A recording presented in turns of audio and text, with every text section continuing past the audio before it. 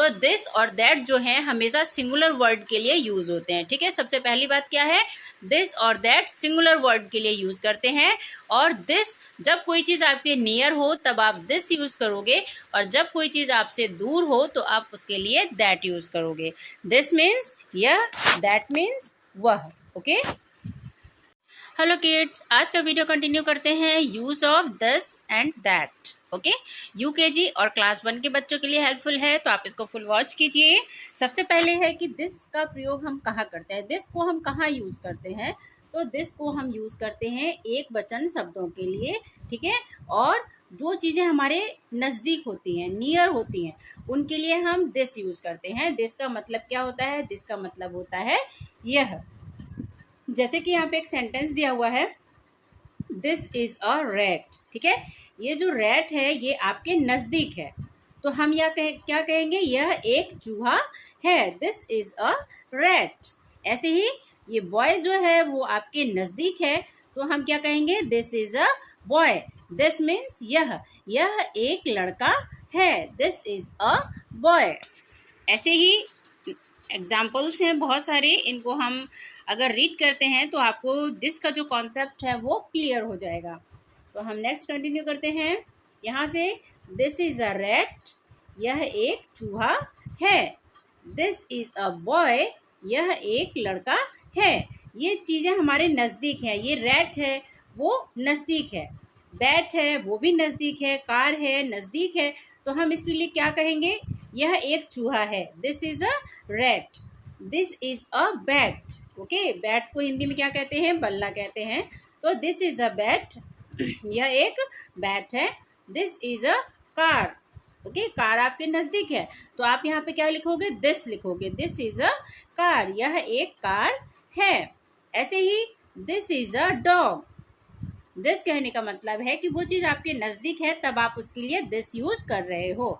This is a dog, यह एक कुत्ता है। This is a pen, pen आपके नजदीक है, तो आपने क्या कहा, दिस इज अ पेन, यह एक पेन है। नेक्स्ट है,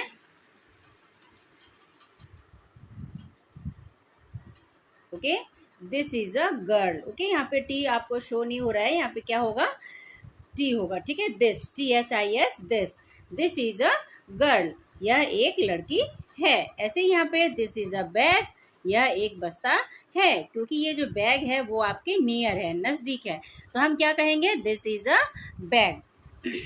ऐसे ही दैट के लिए कुछ रूल्स हैं। दैट के रूल्स क्या हैं वो आपको हम बताते हैं। दैट क्यों यूज करते हैं, दैट का जो प्रयोग है वो भी हम एक वचन के लिए करते हैं, यानी सिंगुलर वर्ड जो होते हैं उनके लिए हम दैट यूज करते हैं। और दूसरी कंडीशन है कि वो चीज़ अगर आपसे दूर है, आपका हाथ वहाँ तक नहीं पहुँच रहा है, तो आप क्या कहोगे, दैट। दैट का मतलब होता है वह। दैट का मतलब क्या होता है, वह।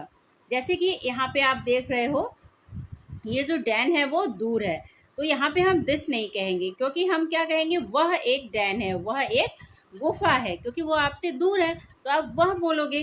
तो जब वह बोलोगे तो वहाँ पे हम लिखेंगे that. That is a Dan, वह एक गुफा है।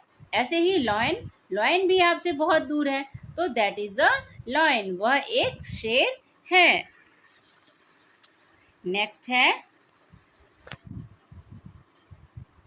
That is an eagle.